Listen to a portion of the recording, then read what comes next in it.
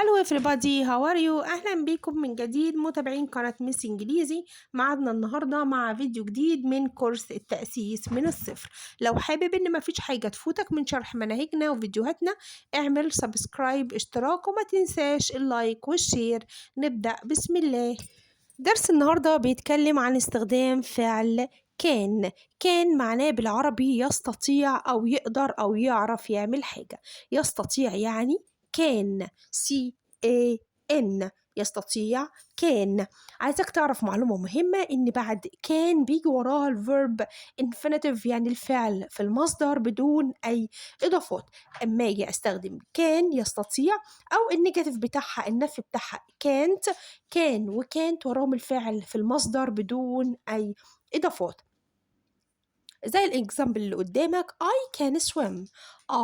أنا بدأ الجملة أنا كان أستطيع swim أعوم أو أسبح. I can swim يعني أنا أقدر أسبح أو أنا بعرف أسبح أو أنا أستطيع أن أسبح. الجملة التانية I can ride a bike. I can ride a bike يعني أنا أستطيع أن أركب عجلة. هقول تاني يستطيع يعني كان بيجي وراها الفيرب infinitive اللي هو ride.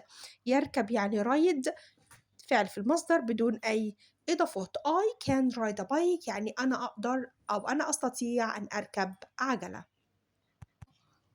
الإكزامبل التاني المثال التاني I can hop. I can hop يعني أنا أستطيع أن أقفز. قلنا hop معناها يستطيع أو يقدر أو يعرف.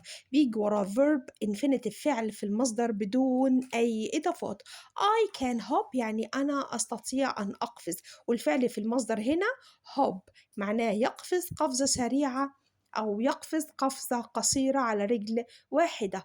I can hop أنا أستطيع أن أقفز.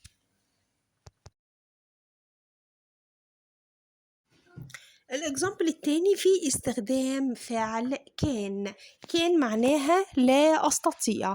I can't برضو زي ما قلنا إن كان بيجي وراه verb infinitive فعل في المصدر بدون أي إضافات.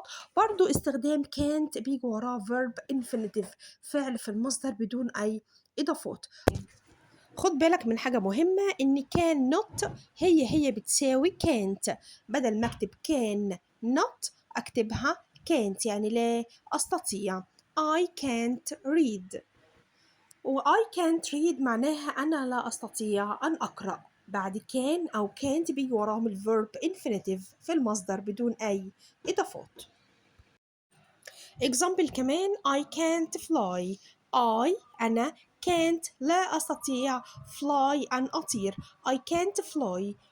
اتفقنا إن كان يستطيع و can't لا يستطيع بيجي وراهم الverb infinitive الفعل في المصدر بدون أي إضافات. والفعل اللي في المصدر هنا هو fly يطير fly بدون أي إضافات. I can't fly. I can't fly أنا لا أستطيع أن أطير. Another example مثال آخر I can't kick a ball.